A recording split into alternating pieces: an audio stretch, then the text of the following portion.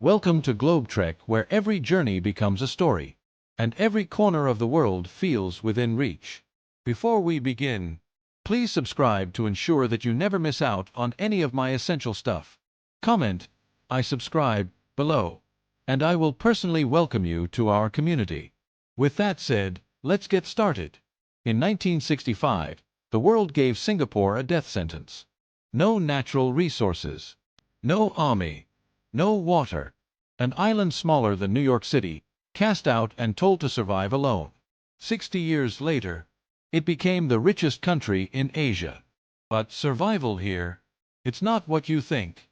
Because in Singapore, thriving and drowning can look exactly the same. And if you're not ready, if you don't know the rules, the rhythms, the unspoken codes, this city will leave you behind before you even realize you've started. This is how you survive Singapore as a first-time traveler. Not just the city, but everything it asks of you. The fluorescent lights hum. Everything is white marble and glass and cold, perfect air.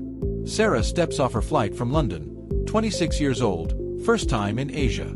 Clutching a crumpled itinerary like a lifeline. She expected chaos.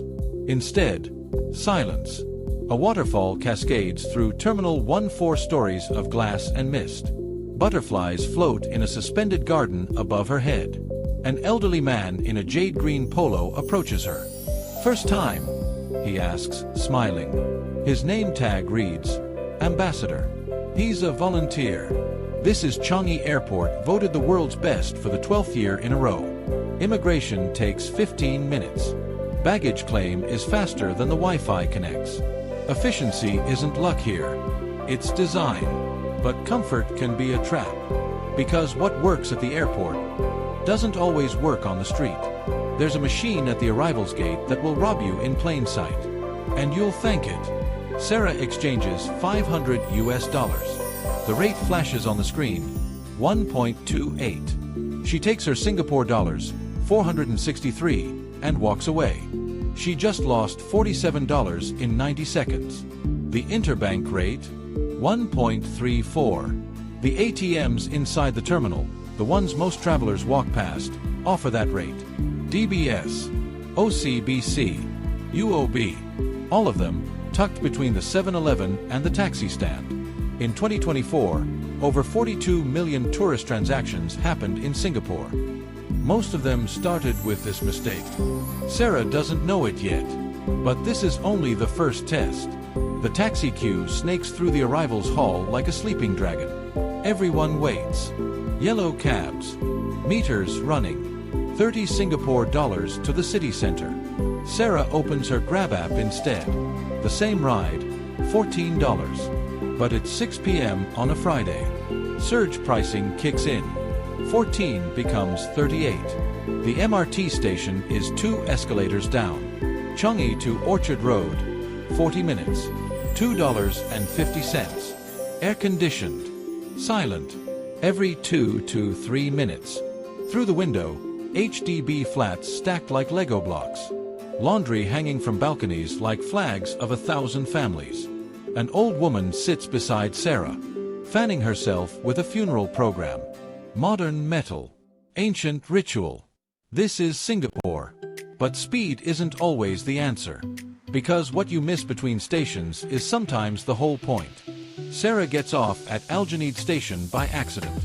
She follows the crowd up the escalator and out into the night. The air is thick, humid, sweet, faintly metallic. Red lanterns sway above the street. Shophouses painted teal and tangerine line the road.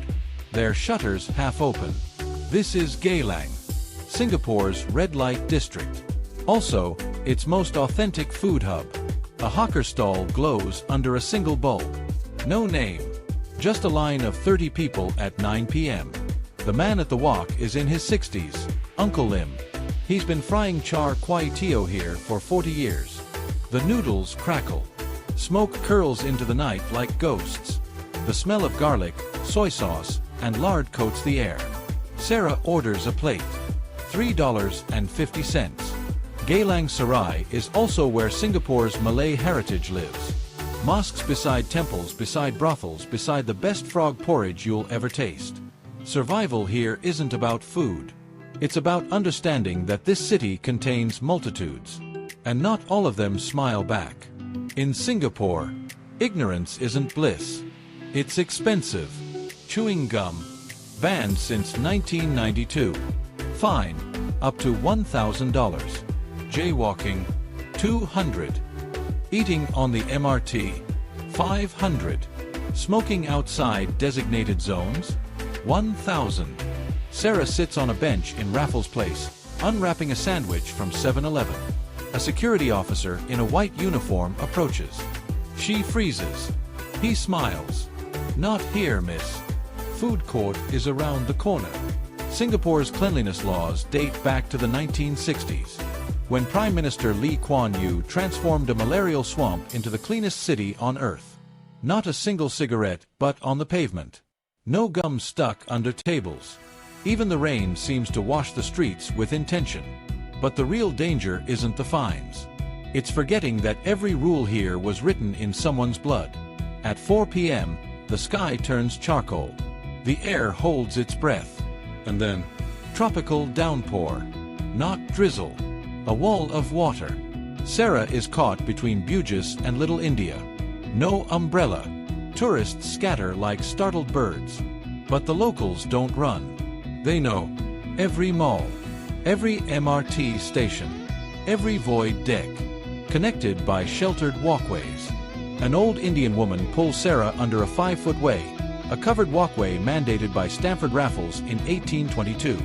"This will pass," she says. It always does. The rain smells like wet earth under concrete. Steam rises from the asphalt. Singapore's monsoon rains shaped its architecture, its rhythm, its soul. But some storms don't pass. And knowing which ones to wait out can mean the difference between a memory and a regret. Chinatown Complex Food Center. 2nd floor. Stall #02-126. Sarah orders soya sauce chicken rice. The vendor, a man in his 60s, nods without speaking. She pays $3.50. The chicken skin glistens. The rice is glossy with fat and soy. The chili sauce burns and sweetens at once. This stall won a Michelin star in 2016. The owner, Chan Hon Meng, cried when he found out. He kept the price the same. Hawker culture is Singapore's soul.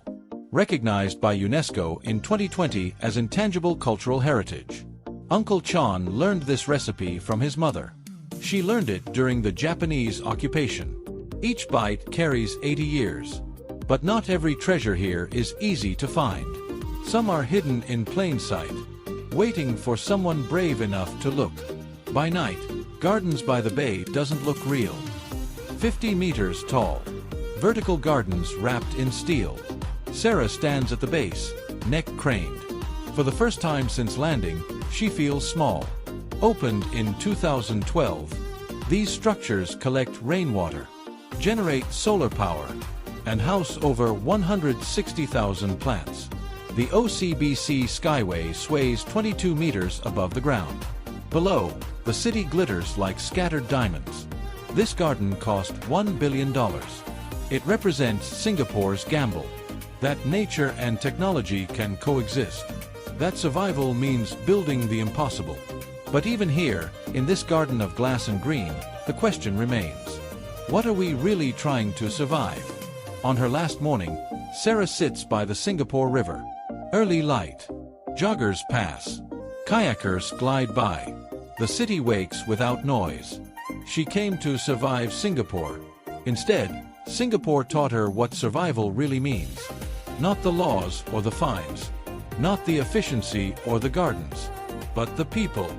The uncle who gave her extra chili. The auntie who corrected her Singlish with a laugh. The strangers who smiled when they didn't have to. The smell of kopi from a nearby capicium. The sound of 4 languages blending like a chorus. Singapore isn't a city you survive. It's a city that survives you. That stays in your chest long after you've left. So now the question is, if you had 72 hours to learn how a city went from nothing to everything, would you take it? Or would you wait? and wonder what story you missed? Tell us in the comments.